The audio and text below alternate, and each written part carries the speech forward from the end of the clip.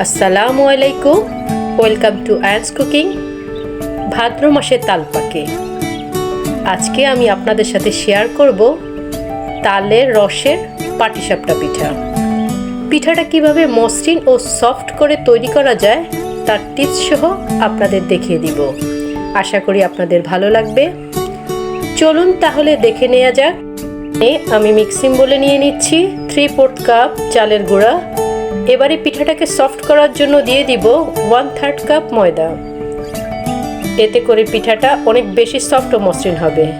দিয়ে দিব 1 চিমটি লবণ, 2 টেবিল চামচ চিনি। সবগুলো উপকরণকে মিশিয়ে দিচ্ছি। এখন যোগ করব 1.5 কাপ উষ্ণ গরম দুধ।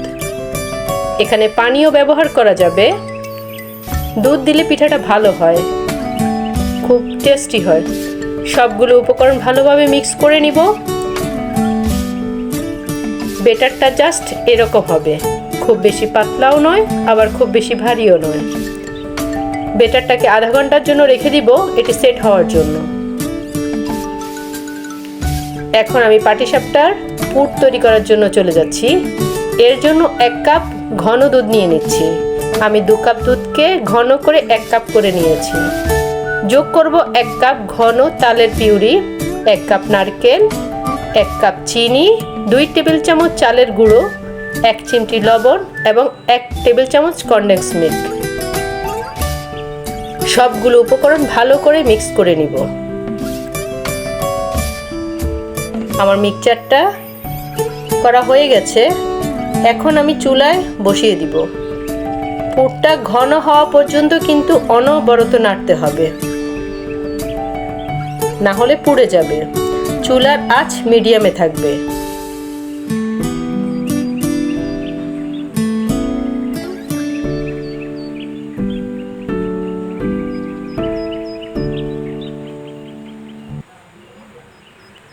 চুলার আঁচ মিডিয়ামে না রাখলে এই পুরটা থেকে কিন্তু আপনার ছিটকে চলে আসতে পারে এবং এটা খুবই গরম থাকে, এজন্য সাবধানে করতে হবে।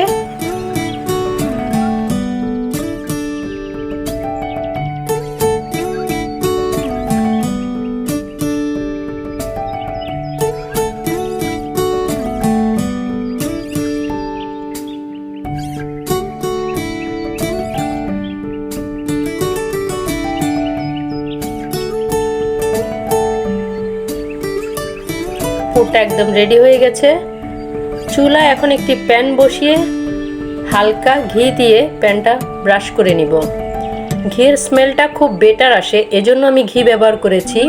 ঘিয়ের জায়গায় সয়াবিন তেলও ব্যবহার করা যাবে। চুলার আঁচটা মিডিয়াম লোতে রাখবো।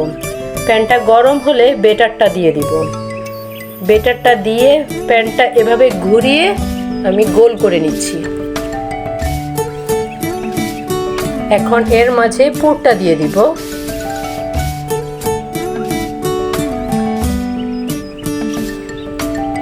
এরপর স্প্যাচুলা দিয়ে এভাবে ভাঁজ করে রোল তৈরি করে নিব।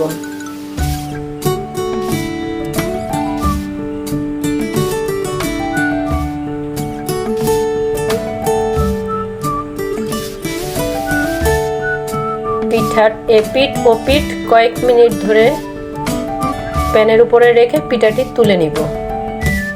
দাগ যেন না লাগে সেদিকে খেয়াল রাখবো।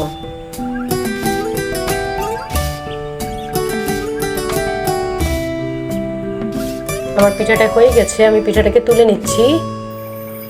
প্রতিবার বেটার দেওয়ার আগে এভাবে একবার ব্রাশ করে নিব, তাহলে পিঠাটি সহজে উঠে আসবে।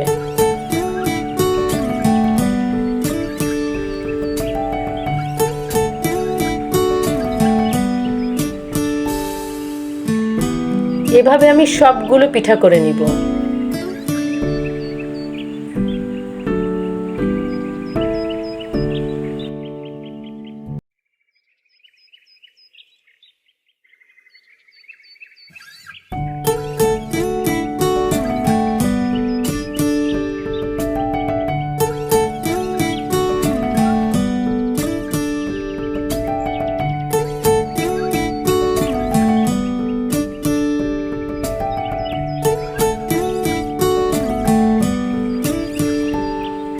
এই যে মুখরোচক স্বাদে অতুলনীয় পাটিসাপটা তৈরি হয়ে গেল। আমি একটি পিঠা আপনাদেরকে ভেঙে দেখাচ্ছি। এই যে দেখুন কি সুন্দর লাগছে পিঠাগুলো, যেমন মসৃণ তেমন তুলতুলে। উপরের অংশটি সাদা আর ভেতরের অংশটি হলুদ। এটা আমার কাছে বেশ আকর্ষণীয় মনে হয়। দেখুন ভিউয়ার্স, পিঠাটাকে কি সুন্দর লাগছে। অতিথি আপ্যায়নে এই পিঠাটির বেশ কদর রয়েছে। বাচ্চাদের টিফিনেও আমরা এটি যোগ করতে পারি। আশা করি আমার রেসিপিটি আপনাদের ভালো লেগেছে। আমার রিকোয়েস্ট থাকবে, তালের এই মৌসুমে তালের রসের পুর ভরা এই পাটিসাপটাটি সবাই একবার ট্রাই করবেন।